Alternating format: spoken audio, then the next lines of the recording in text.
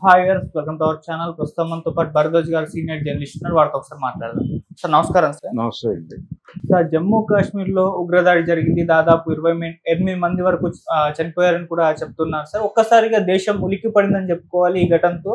So సినీ ప్రముఖుల నుంచి politicians అందరూ కూడా రెస్పాండ్ అవుతున్నారు. బాధితులకు న్యాయం జరగాలని కూడా కోరుతున్నారు. మరోసారి సర్జికల్ స్ట్రైక్ కూడా చేయాలని చెప్పేసి డిమాండ్ కూడా వ్యక్తం చేస్తున్నారు. సో ఇష్యూకి సంబంధించి అసలు ఎలా జరిగింది ఈ ఘటన, దీనికి సంబంధించి మీరేం చెప్తారు సార్? అంటే మరొకసారి సర్జికల్ దాడి జరగాలి అని కోరుకోవడంలోనే తప్పుంది. నిజానికి కాశ్మీర్లో జరిగినటువంటి ఒక రకంగా అది చాలా హేయమైనటువంటి చర్యే. వాళ్ళు మహిళల్ని పిల్లల్ని మేమేం చెయ్యము అని చెప్పి అక్కడ ఉన్నటువంటి పురుషుల్ని పర్టికులర్గా వాళ్ళ పేర్లు అడిగి వాళ్ళ రిలీజియన్ అడిగి అలాగే వాళ్ళ ఐడి కార్డులు చూసి మరీ చంపారు. అవును.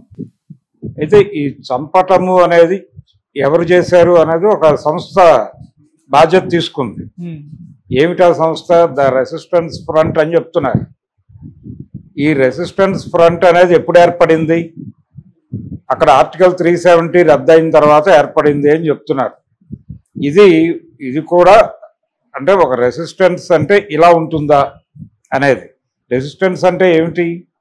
ప్రభుత్వం వైపు నుంచో లేకపోతే మరొకరి వైపు నుంచో వచ్చేటువంటి నిర్బంధాన్ని ఆపటానికి ఒక ప్రయత్నం చేసేటువంటి సంస్థగా ఉంటుంది. ఎక్కడైనా సరే ఒక ప్రభుత్వ నిర్బంధం తీవ్రంగా ఉన్న ప్రతి చోట ఇలాంటి ఆర్గనైజేషన్స్ ఉంటాయి. కానీ ఇది కాదు రెసిస్టెన్స్ ప్రోగ్రామ్. అది ఖచ్చితంగా తప్పే. అలా చంపటం అనేది ఖచ్చితంగా తప్పే. కానీ కాశ్మీర్లో నిజంగానే శాంతి వచ్చిందా? శాంతియుతంగా ఉందా కాశ్మీరు అంటే? కాశ్మీర్లో శాంతి మేము తీసుకొచ్చాం అని క్లెయిమ్ చేసుకుంటున్నారు. వాళ్ళు ఎలా క్లెయిమ్ చేసుకుంటున్నారు? మేము అక్కడున్న ఉగ్రవాదులందరినీ చంపేశాం, అలాగే సర్జికల్ స్ట్రైక్స్ చేశాం, అంటే సరిహద్దు ప్రాంతాల్లో మేము భారీగా సైన్యాన్ని మోహరించాం, ఇవన్నీ చెప్పి అక్కడ శాంతి వచ్చేసింది అని చెప్పి, కాశ్మీర్ కంట్రోల్లో ఉందని చెప్పి, అక్కడ వాళ్ళు ఏం చెప్తున్నారు? కేంద్ర ప్రభుత్వం ఏం చెప్తూ వచ్చింది? ఇంకా కాశ్మీర్ మందే కాబట్టి అక్కడ ఇన్ టోటల్గా గవర్నమెంట్ కంట్రోల్ ఉంది కాబట్టి ఇంకా ఆర్టికల్ 370 అక్కర్లేదని తీశారు. అలాగే కాశ్మీర్కు ఉన్నటువంటి అన్ని రకాల అంటే గతంలో జవహర్లాల్ నెహ్రూ ప్రభుత్వం కాశ్మీర్కి ఇచ్చినటువంటి ప్రత్యేకతలు అన్నీ కూడా తొలగించేసి అక్కడ ఒక రకంగా మిలిటరీ రాజ్యాన్ని నడుపుతున్నారు ఇప్పటికీ. ఈ క్రమంలో అక్కడ వచ్చినటువంటి శాంతిని ఎలా చూడాలంటే ఉక్కుపాదంతో అణిచివేసి శాంతి ఉంది ఇక్కడ అని చెప్పారు వాళ్ళు. అది శాంతి ఎప్పుడూ కాదు. అణిచివేత నుంచి శాంతి పుడుతుంది అనేటువంటి ఆలోచనే తప్పు. అలాంటి ఆలోచన చేయటం వలన ఇలాంటి సంఘటనలు జరిగాయి. మీరు నిర్బంధాన్ని అమలు చేసి కనిపించిన వాడినల్లా కాల్చేసి సర్జికల్ స్ట్రైక్స్ చేసి ఇలాంటివన్నీ చేసి పట్టుకొచ్చినటువంటి శాంతి ఉండదు. ప్రజలు ఎందుకు పోరాడుతున్నారో తెలుసుకుని, వాళ్ళకి ఏం కావాలో తెలుసుకుని, వాటిని సామరస్యపూర్వకంగా ఇచ్చి వాళ్ళని సంతృప్తి పరిచి తద్వారా శాంతి తీసుకురావటం అనేది శాశ్వతంగా ఉంటుంది. కానీ అలా జరగకుండా బుల్డోజ్ చేసి ఎవరూ నోరు మెదపలేని పరిస్థితి తీసుకొచ్చి ఇక్కడ శాంతి ఉంది అని చెప్తున్నారు. దాని ఫలితమే నిన్న జరిగినటువంటి దాడి. నిన్న జరిగిన దాడికి ఎవరైతే క్లెయిమ్ చేసుకుందో ఆర్గనైజేషన్ రెసిస్టెన్స్ ఫ్రంట్ అనేది, దాని బాధ్యత ఎంత ఉందో ఖచ్చితంగా కేంద్ర ప్రభుత్వం బాధ్యత కూడా అంతే ఉంది. కేంద్ర ప్రభుత్వం చాలా స్పష్టంగా ఒక రకమైన ఉగ్రవాదాన్నే ప్రమోట్ చేస్తోంది ఈ దేశంలో. చాలా ప్రాంతాల్లో చాలా నిస్సిగ్గుగా మేము ఎవరినైనా నిర్మూలిస్తామనే చెప్తాం. ఎవరితోనూ మాట్లాడతానని చెప్పట్లేదు. ఎవరైనా సమస్య ఉండి గొడవ చేస్తే రాజ్యాంగం చెప్పిన మేరకు కూడా వ్యవహరించట్లేదు. వాళ్ళు రాజ్యాంగాన్ని ఉల్లంఘించి వ్యవహరిస్తున్నారు. రాజ్యాంగం అనేది మాకు సంబంధం లేని వ్యవహారంగా అమిత్ షా గారు చాలా సందర్భాల్లో మాట్లాడుతున్నాడు. అందులో భాగంగానే ఈ మధ్యకాలంలో నిర్మూలన అనే పదం ఎక్కువ వాడుతున్నాడు. ముక్త్ అనేటువంటి పేరుతో నక్సల్ ముక్త్ భారత్ అంటున్నాడు ఆయన, అలాగే మావోయిస్టు ముక్త్ భారత్ అంటున్నాడు. ఇప్పుడు ఒక విచిత్రమైన పరిణామం ఏంటంటే అక్కడేమో మీరు అణిచివేసి శాంతి వచ్చేసిందని చెప్పారు. ఆ కోపం ఉంది వాళ్ళల్లో, ఆ చిరాకు ఉంది, ఆ ఆగ్రహం ఉంది. అది ఏదో టైంలో ఏదో పద్ధతిలో బద్దలవుతుంది.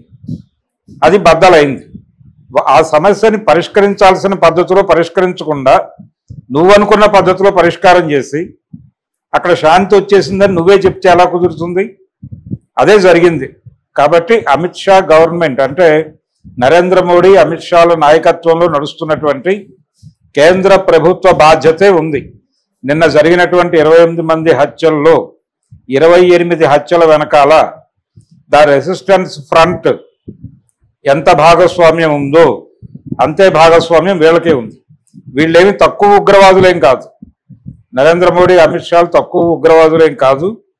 దేశవ్యాప్తంగా వాళ్ళు చేస్తున్న ఉగ్రవాదం, కాశ్మీర్లో శాంతి తీసుకురావటానికి వాళ్ళు చేసిన ఉగ్రవాదం మామూలు ఉగ్రవాదం ఏం కాదు. అలాగే ఇప్పుడు తెలంగాణ బార్డర్లో, తెలంగాణ సరిహద్దుల్లో, ములుగు ప్రాంతాల్లో ఉన్నటువంటి కర్రెగుట్టల మీద హెలికాప్టర్లతో మోహరించి అక్కడ మిలిటరీని దింపి దాడులు చేయిస్తున్నారు. తెలంగాణ పోలీసులు కూడా దానిలో పాల్గొంటున్నారు. అంటే కాంగ్రెస్కి, భారతీయ జనతా పార్టీకి ఆ విషయంలో ఐక్య సంఘటన ఉంది. ఇక్కడ రేవంత్ రెడ్డి గారి ప్రభుత్వం ఉన్నప్పటికీ నక్సలైట్ల నిర్మూలన కార్యక్రమంలో మేము కూడా మా వంతు సహకారం మీకు అందించి తీరుతాం అని నిన్న ములుగు ఏరియా నుంచి పోలీసులు మొత్తం వెళ్ళి అక్కడ మోహరించారు. మోహరించి మావోయిస్టులు నిర్మూలించడం కోసం ఒక కార్యక్రమం జరుగుతోంది. నిన్నటి నుంచి జరుగుతోంది. రకరకాల పద్ధతుల్లో చేస్తున్నారు. కర్రెగుట్టల చుట్టూ మందు పాత్రలు పెట్టాం, ఎవరైనా వస్తే చంపేస్తామని నక్సలైట్ల పేరుతో వీళ్లే ప్రకటన ఇచ్చి, పేపర్లో వీళ్లే ప్రకటనలు ఇచ్చి మళ్ళీ వీళ్లే ఖండనలు ఇచ్చేసి ఒక కన్ఫ్యూజన్ క్రియేట్ చేసి, ఒక గందరగోళాన్ని క్రియేట్ చేసి వాళ్ళని చంపడం కోసం అక్కడ మోహరించి ఉన్నారు కర్రెగుట్టల్లో. అంటే చంపడమే. ఒకవైపు వాళ్ళేమో చర్చలు జరుపుతాం, మేము ఆయుధాలు వదిలేసి వస్తాం అంటున్నారు. ఆయుధాలు వదిలేసి చర్చలకు వస్తామంటే చర్చలు ఎందుకు జరపట్లేదు? నువ్వు ఎందుకు చర్చల్ని నువ్వు పట్టించుకోవడం లేదు? చర్చలు మాట్లాడకుండా సరెండర్ అయిపోండి, నేను మిమ్మల్ని ఎక్కడో చోట ఉంచుతాను అంటున్నారు. అంటే ఫెసిలిటేట్ చేస్తానని చెప్తున్నాడు ఆయన. మీ తలల మీద ఉన్న వెలలు ఇచ్చేస్తాను, అలాగే మీరు కోరిన కొన్ని కోరికలు తీరుస్తాను, మీకు గ్రాసం కూడా ఇస్తాను, మీరు సైలెంట్గా వచ్చి కామ్గా ఉండండి అని చెప్తున్నాడు ఆయన. అంటే ఏమిటి? చర్చలకు అనుమతిస్తే మావోయిస్ట్ పార్టీ విధానాలు మార్చుకోవచ్చు, ఆయుధాలు పక్కన పెట్టి సమాజంలో యాక్టివిటీలోకి వస్తాం మేము అంటే సాధారణ రాజకీయాల్లోకి వచ్చేస్తాము అని చెప్పినా అంగీకరించే పరిస్థితుల్లో వాళ్ళు లేరు. అసలు ఆ పార్టీ ఉనికే వద్దనుకుంటున్నారు వాళ్ళు. ఉనికి రద్దు చేయటం కోసమే మేము ఆఖరి మావోయిస్టుని చంపే వరకు అనే మాట వాడాడు. ఆఖరి మావోయిస్టుని చంపే వరకు అనే మాట వాడటం, భారత రాజ్యాంగం మీద ప్రమాణం చేసి హోంమంత్రి అయిన వ్యక్తి అలా మాట్లాడేస్తాడా? గతంలో ఎన్నడూ జరగలేదు అలాగే. అమిత్ షా వలన మాత్రమే అయ్యింది అది.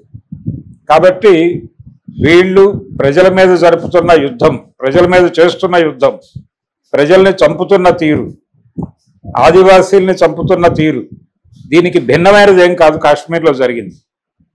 కాశ్మీర్లో రెసిస్టెన్స్ ఫ్రంట్ అనేటువంటిది ఏదైతే ఉందో అది స్పష్టంగా తన నిరసన తెలియజేయాలనుకుంది.